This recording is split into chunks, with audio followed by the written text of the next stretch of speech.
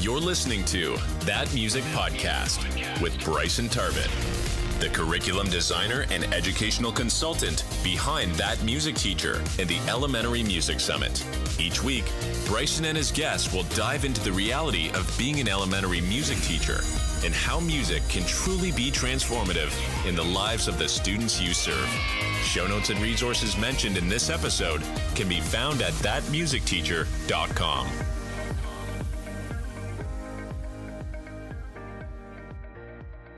Hello, everyone, and welcome back to That Music Podcast. I am super excited for this episode. We're going to be getting ready for some fantastic, actionable ideas to celebrate Filipino American History Month and beyond in the elementary music classroom. And I'm super excited to have Melissa Fuller Flores joining us. Melissa, thank you so much for joining us here on the podcast. Yay! Thanks for having me, Bryson. I'm so happy to be here. Well, before we get too in the weeds in the classroom ideas, can you share a little bit about your connection to the Filipino community and why music plays such an important role in Filipino culture? Absolutely. Well, before we even get started going forward, I just want to establish that my experience of being Filipino American is my experience. I am not a monolith by any means. The American experience in general is very, layered. And then you add in, the Filipino American experience that is also very layered and varied. So I've met many Filipino Americans all across the country presenting and good things like that a lot of things have resonated in a way where our experiences weren't exactly the same, but the feeling and the messages were still the same. So just want to put out first that my experience is my own, but it is likely very similar in a lot of ways to other Filipino Americans. My mom was born in the Philippines. Actually, she and her family kind of had I don't want to say complicated, but varied way of coming to the States. My grandfather was a sugarcane plantation farmer in Hawaii before Hawaii was a state. And that was actually a way for a lot of Filipinos that made their way to the States, whether through Hawaii or the grape vineyards in California. And he wanted to leave the Philippines and went to Hawaii to make a better life for himself because he didn't want to just be a farmhand in the Philippines anymore and make little to nothing. He saw a lot of, they call them Hawaiianos, that he saw a lot of Filipinos come back from the Philippines, from Hawaii to the Philippines to visit their family. And they were all in like nice clothes and had pictures of fancy cars in America. And he was like, I want that. So he went to Hawaii and didn't realize that it was like super hard work and living conditions were not great. He worked in Hawaii for about 20 years and he was kind of courting my grandmother through letters. And they got married and went to Hawaii, had my uncles, and my grandfather was older, so he was getting ready to retire. So he sent my grandmother back to the Philippines to start building their house out of concrete, which is a big deal because most of the houses were not made of concrete or the sturdiest of materials. And while there, my mother was born. Then after that, my aunt was born a couple of years later in Hawaii. So my mom is the only one who was born in the Philippines of her siblings. And there, a few months after my grandfather passed away. So then they picked up and they moved back to the Philippines. So it was kind of varied back and forth until my mom's older brothers and herself, they joined the U.S. Air Force. And they were able to travel the world and be a part of the U.S. military that way. And that's where we bring in Melissa. Ding. I was born in Florida and grew up on Air Force bases surrounded by Filipino culture because a lot of the GIs would be stationed in the Philippines and bring back wives. And there was a really rich Filipino culture on bases. And I remember being 4 years old and learning how to dance the tinikling. If you don't know, it's the one with the bamboo sticks. We'll chat more about that later. And in that, I didn't realize that in those early days, that is what really rooted me in my musicality, my musical experiences. I really didn't make that connection until, honestly, I started presenting. And I thought that, me being in band since I was in 6th grade led me to being a music ed major in undergrad, or even getting my master's in clarinet, not realizing that what really made me a musician was that early time being engrossed in karaoke, singing off in the background, or my mom trying to force me to sing karaoke in Tagalog. And never really worked. I ran away a lot of times. And just, it's not anyone's fault that my journey of being Filipina kind of severed over time. It's no one's fault. It was very much, I joined band. My mom was a single mom. She was busy doing her single mom work life. And I very much became engrossed in band. And in the 2000s, and really a lot of times, it's better now, a lot of band music is just very Western. And it's no one's fault. And we moved to rural Alabama, where I was the only brown kid. There was a lot of people who were white, a lot of people who were black, but I was the only brown kid until my cousins got old enough and we were in the same school. And it was really hard. And in terms of I didn't catch microaggressions that were happening then, but now as an adult, I'm like, oh yeah, that was that. But it really wasn't anyone's fault. And I feel like I lost a good 20 years of my heritage. And yes, I was still connected to home with the food. Who doesn't love a good lumpia? Who doesn't love chicken adobo or feels comfort of having sinigang on a rainy day? But of really feeling my heritage and feeling engrossed in it didn't really start happening and blossoming more until the last maybe 5 years. And it's not that I was trying to hide myself or anything like that. It was just something that unfortunately naturally happened that way. But I'm very happy to be having the passion and the experience of being an elementary music educator, of taking the things that I learned as a kid and making it more accessible, not only to teachers to teach their students who don't have a Filipino background or Filipino background, but also our students themselves, to create a space of curiosity and wonderment and support through these experiences. I want to touch a little bit on that. First of all, lots of great information in that. Thank you so much for sharing that story and how it connects to everything. But I think one thing that I feel like sometimes teachers can get stuck on or torn on is should I include, quote unquote, the months, the different months, in my classroom. And, when I have all these other things, and you really brought up a really good point, which you're doing all of these things that you're doing in the music classroom through that content. And I think right there is honestly a big takeaway. We can walk away from this conversation and have a big takeaway already. So let's talk a little bit about that. Why do you think it's important for elementary music teachers to highlight, these specific months, specifically, Filipino American History Month, and others in the classroom, especially through the lens of using that as the method rather than the goal? That makes sense. Yeah, like a vehicle, right? Exactly. And yeah, I think that in a perfect world, um, we can celebrate Filipino American History Month beyond October.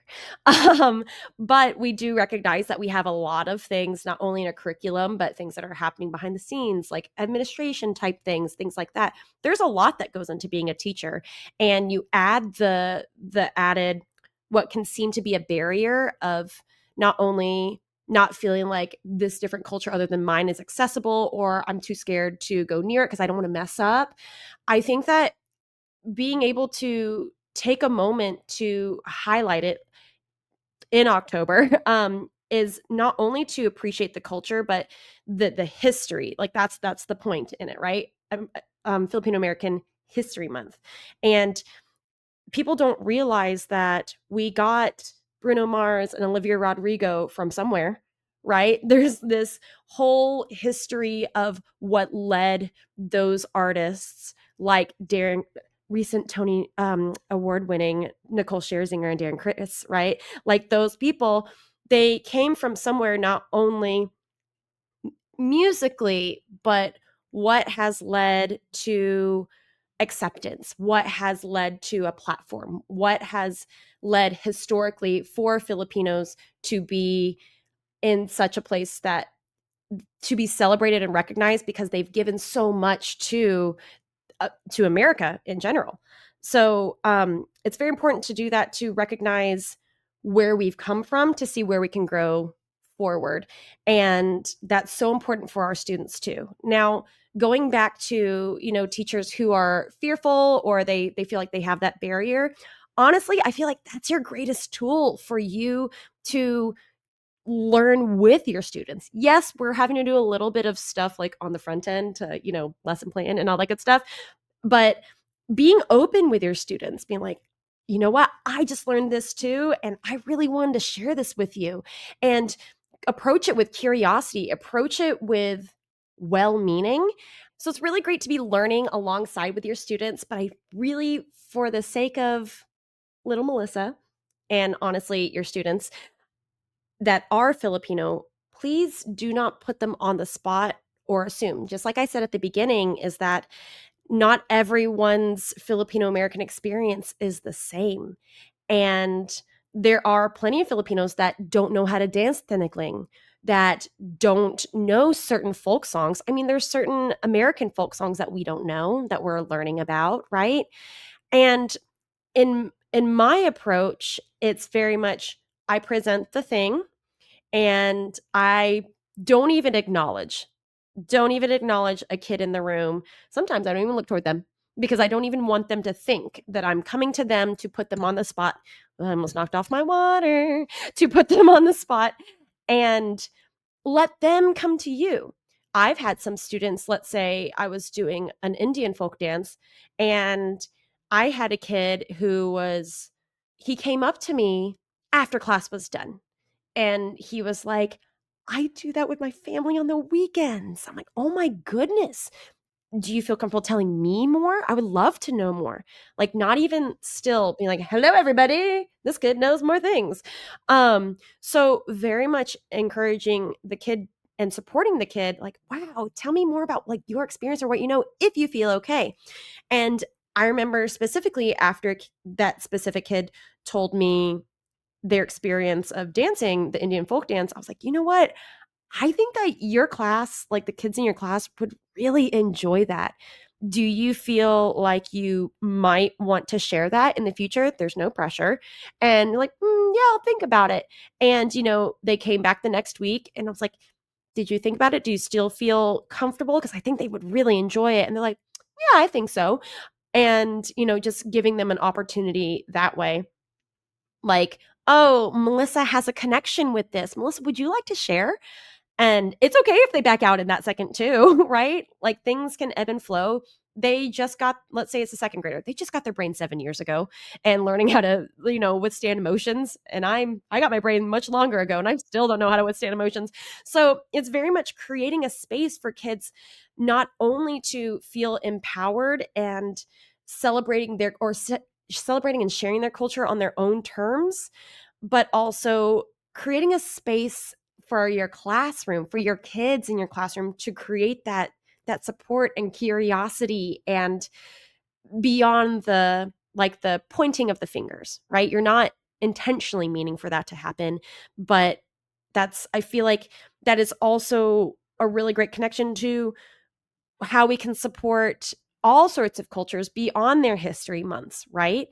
And we're teaching our kids how to be world citizens, not just citizens in our towns, but it starts like their world right now is their classroom or their school.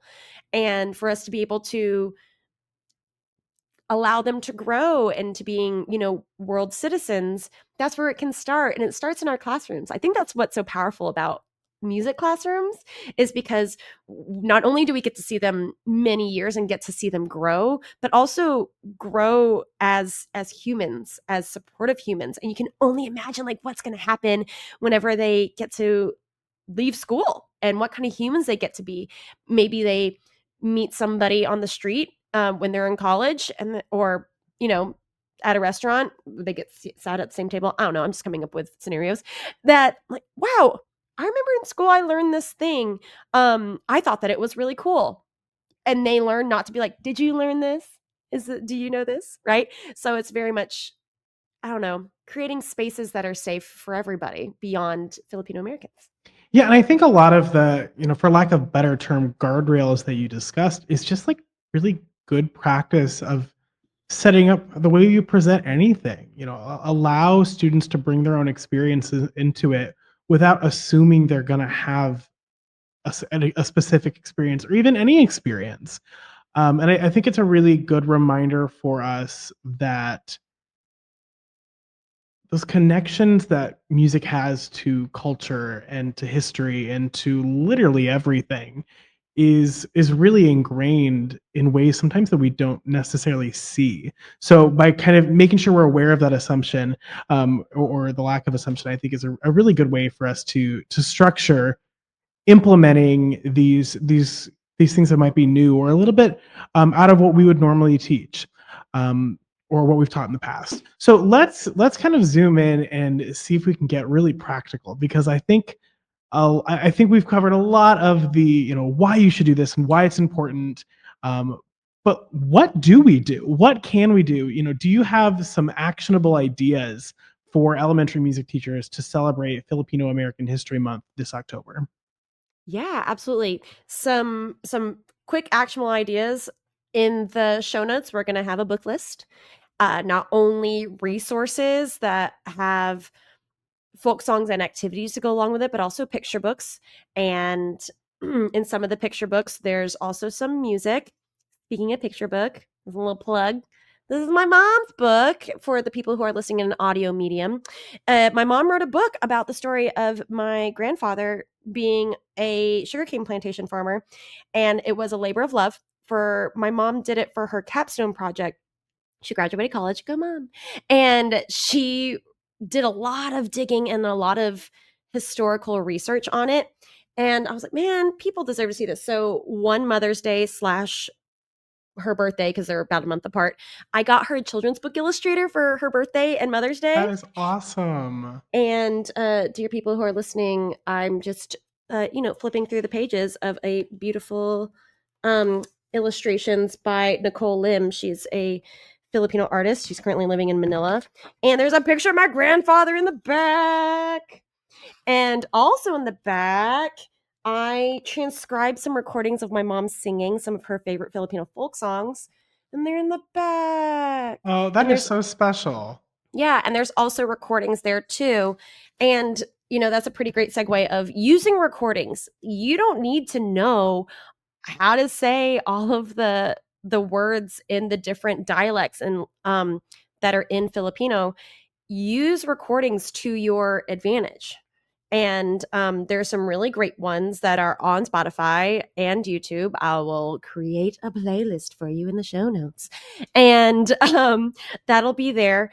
And one of them that I really love to use with a recording is Bahay Kubo. Bahay means like home, Kubo means cube. We were talking about how my grandmother went back to the Philippines to build a stronger house. The homes are called nipa huts, and they're made of like bamboo and grass and things like that. And they're in cubes. So Kubo means cube and Bahay's home, but Bahay Kubo, and it talks about all of the vegetables are growing in the garden. Like, though that the nipa hut is very, she's very demure. She's like the houses are very simple, but it still has lots of growth and lots of nourishment in the garden and all of these different things. So what I love to do is a clapping game with Bahay Kubo. If anybody is familiar with Four White Horses on the River, up tomorrow, right? That's a 4-person clapping game. And in the notes, I'm going to have a video of what the game would set up. So let's imagine, Bryson, you and I are partners. We're across from each other. And then we have partners on our left and our rights. And so it's very much like a clap, you and I clap above and the other people are below us, clap again, underneath, that sort of thing, going side to side. But along with Bahay Kubel, the thing that's different a lot of times in Filipino music is that it's in three. It's in triple. It's not in duple.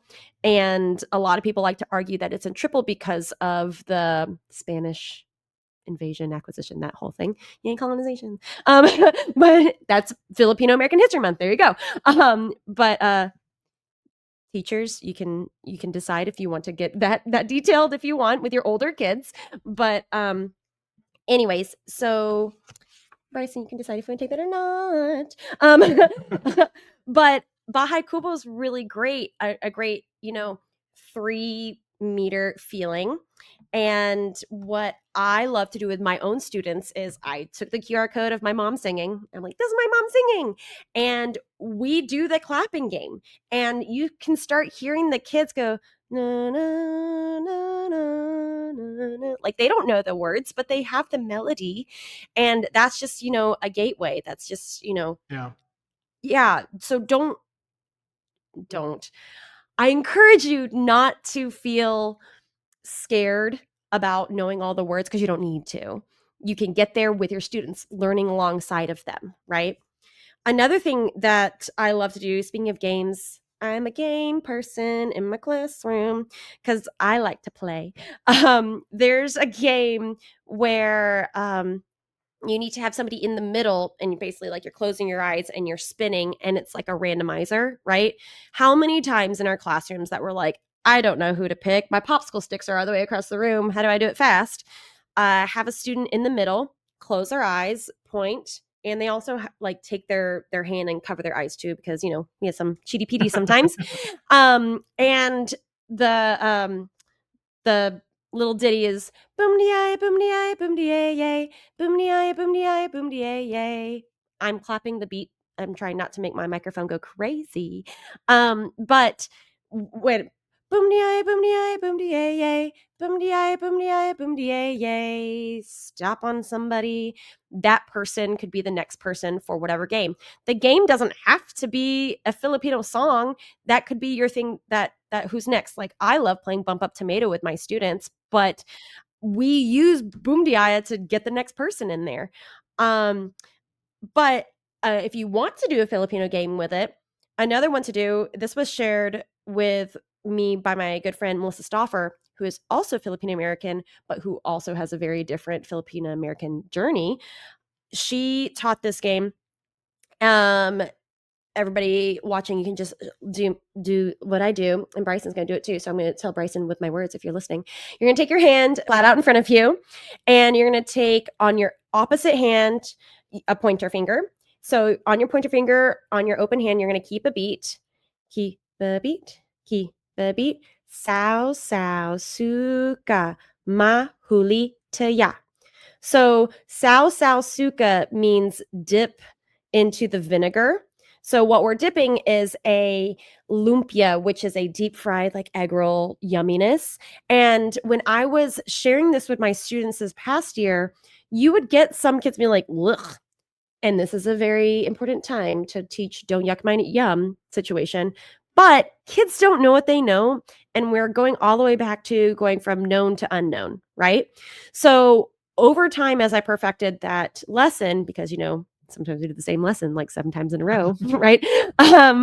But bless the people who have to do it 7 times in a row. I only had to do it 3. Anyways, so with that game, you are saying that you're taking the lumpia and dipping in the vinegar. And a lot of kids are like, ew, I don't like that. So making a connection with the kids going from known to unknown, I have something that I have them do. I ask, who likes mozzarella sticks? And you have a bunch of kids like, yeah, deep fried cheese. I'm in. Of course you are. Who likes to dip it into pizza sauce? And they raise their hand, or AKA marinara. And some kids, who likes to dip it in ranch? Because we're in the Midwest. Those kids raise their hand. And true story, I tell them this. I love taking mozzarella sticks and using it as a spoon to mix my ranch and marinara together. And you have some kids going, ooh, I need to try that. And some kids are like, ugh, I can't. I'm like, ooh, no, no, thank you. That we're learning not to yuck each other's yum, just like how we learn that it's completely okay not to like every song. I don't like every song, but we need to learn how to respect it. And this is how we can practice that. Then I ask, who likes taquitos? Ooh, who likes to dip it in sour cream or guacamole? Who likes chimichangas? Have you ever had that? And then we transfer over to, this is called a lumpia. This is a Filipino egg roll. Who's ever had an egg roll before? Because there's a lot of kids who've honestly never had any sort of Asian diaspora food.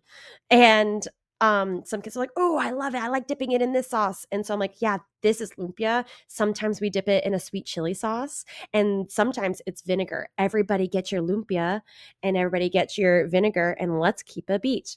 So then after we do the sao, sao, suka, ma, huli, te ya. Sao, sao, suka, like I said, dip it in the vinegar. Ma, huli, te ya. That means catch it. So let's say that, Bryson, you're my partner. So can you please hold the vinegar? No, sorry. You get to have lumpia first. I'm going to be the vinegar. And he's going to keep a beat. Sao, sao, suka, ma, huli, te ya.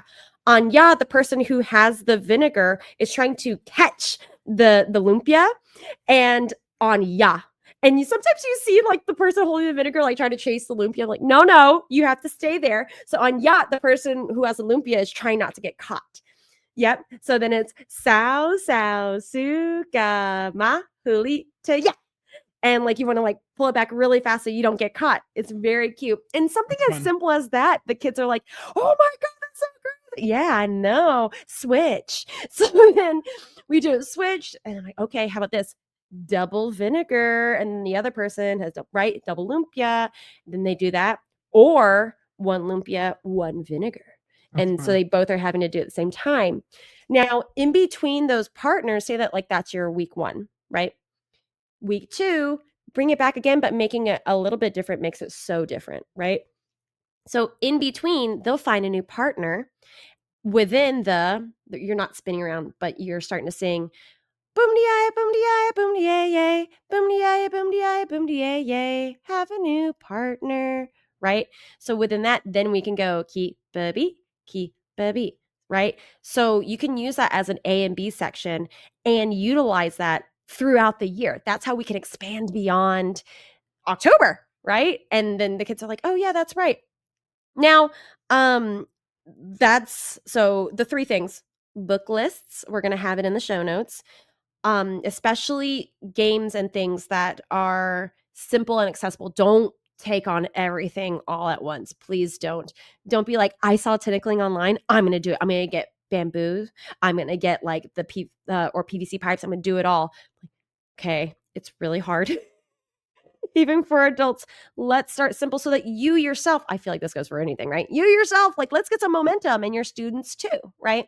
So that's 1. 2, we have Bahay Kubol, clapping game with recording, right? Utilize the recording, do it a couple weeks, right?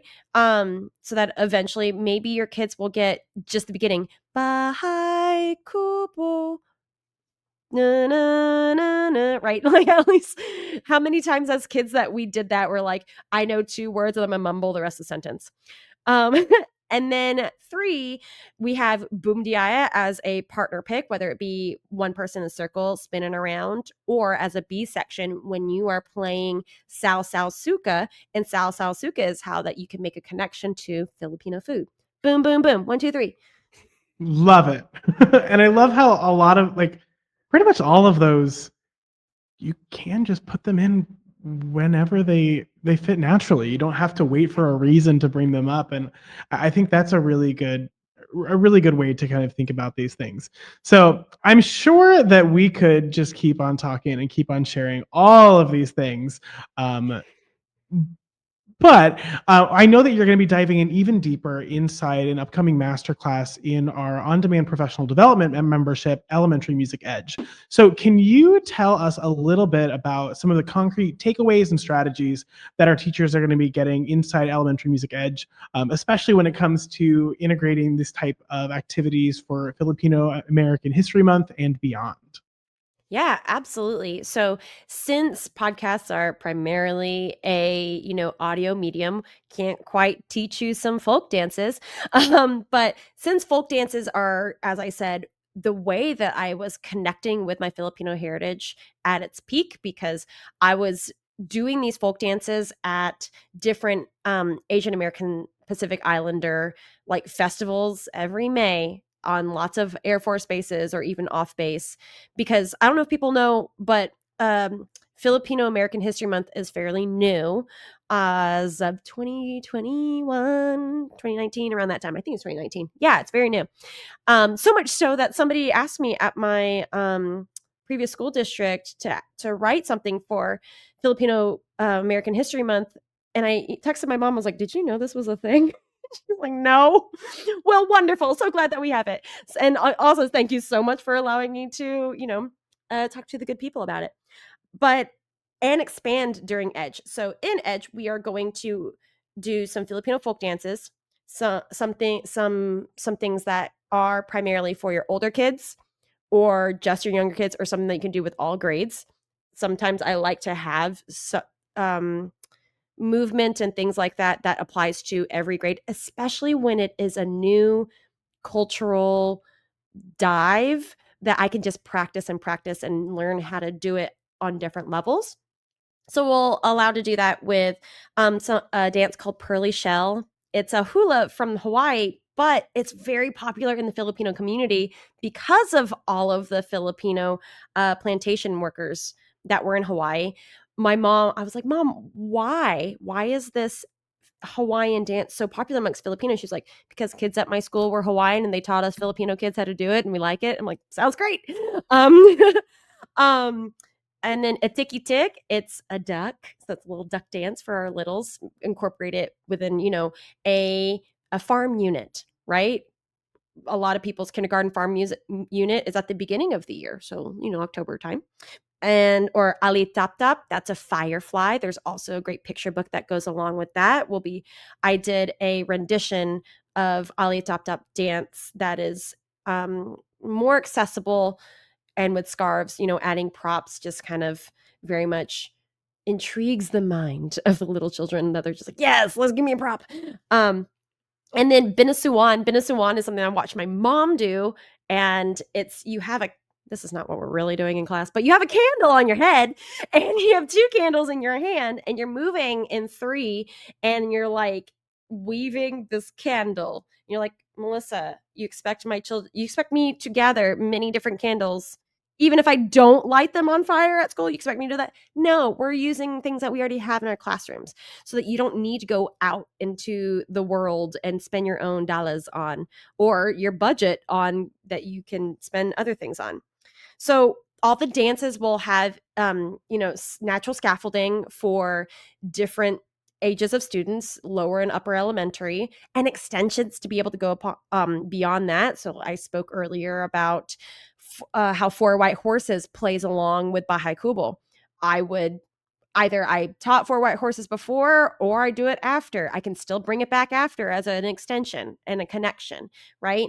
And then also a little bit of a timeline of Filipino American music and musicians beyond the people that I talked about before, right? Darren Criss, Nicole Scherzinger, Olivia Rodrigo, Bruno Mars. Those are the Saweetie. She sang that "You're My Best Friend." See, I don't know the rest of the words, but anyways, she sang that song too. So, and she's Filipino. So, Her, amazing. So, all of these musicians, then and now, that you can highlight in your classroom. So, lots of fun things. You should join. We are really excited, and personally I am very excited to see, because I just know that when you present, you do it well, and you do it with lots of energy and lots of actionable things. So Elementary Music Edge members, again, you're going to be getting access to this recording into the membership. If you are not a member, check out the show notes wherever you are watching or listening, and you can join to check out Melissa's training. So Melissa, can you give us a final quick piece of advice that you'd give to a music teacher that is looking to make their classroom a little bit more culturally responsive this year? Something that I didn't touch on that I feel is very important, and it goes beyond just Filipino American History Month, is that when you're introducing something that's new, our younger kids, or just kids in general, they don't know how to process some like a feeling or experiencing something that they've never felt before. And whenever that happens, a lot of kids giggle because it's like it's a very foreign feeling within them, either here in their chest or here in their brain. Like something's tickling, not because it's funny, but because it's just different. So their instinct a lot of time is to giggle. And I front load that because there have been a lot of times in my teaching, being a younger teacher and also having, you know, a lot of my younger years of people either laughing what I brought to lunch or laughing about what I did on the weekends of, just dancing Filipino dances and things like that as a young kid. So like that was very triggering for me as a teacher. So I really took time to reflect, okay, why? Why are they laughing? They're younger, right? They're learning how to navigate the world. And it's just because they're not used to that feeling of feeling something different. So I front load that. And I do it every time that I introduce something from, beyond what they're likely used to, right? So, for instance, I did speak earlier about going from known to unknown when talking about the food. When I showed a tinikling video, some kids were like laughing, like they just because like they couldn't fathom what was happening. So before I did that, before I would show the video, I'd be like, you're likely going to see something that you've never seen before. And, or maybe you have thought about something that's similar. You might feel something like in your chest or in your brain that's like tickling, and it may want you to laugh. And it's okay for you to learn something that's new, but I want you to think about what it might sound like to the person on the outside. Think about that you're sharing something with somebody that is so special that like you're really excited to share with them, like your favorite stuffy or something, and somebody giggles because they're excited, but you think that they're making fun of them. It's the same thing. So instead of like when you start feeling that feeling, I really encourage you to either show the American Sign Language sign for I have a connection. So like, thumb and pinky pointing toward you and pointing outwards, like going shake, shake, shake. Or ASL for applause, like you're really excited. So, you take your hands are open and you shake, shake, shake.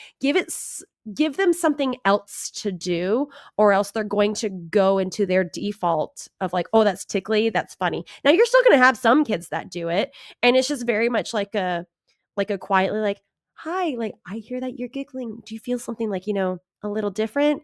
Yeah, remember, don't forget we have these tools so that we don't like so that other people don't think that we're making fun of this special thing. And you're going to have students who are purposefully doing that, but that is unfortunately a learned behavior from somewhere. And there's many different learned behaviors that we experience in our classrooms, and that same approach I feel like is needed of, like a side conversation or something like that. So just they might laugh, really front load it, give them something else to do that's quiet so that they can also get that energy out, but also enjoy it and respect it. I love that. And I love how you mentioned learned behaviors, because you're right. A lot of that is a learned behavior, but that means that we need to teach what they should do. And I love that you gave them very explicit, like, this is how we can respond to this. This is why. I think that's a great opportunity to bring into so many different areas of our lesson. Melissa, thank you so much for a wonderful episode. You gave lots of really great information. I'm really excited to be able to get you in front of our members inside Elementary Music Edge to dive a little bit deeper. So to Melissa, you personally, as well as to all of you listening, thank you all so much for making a difference in the lives of the students that you teach.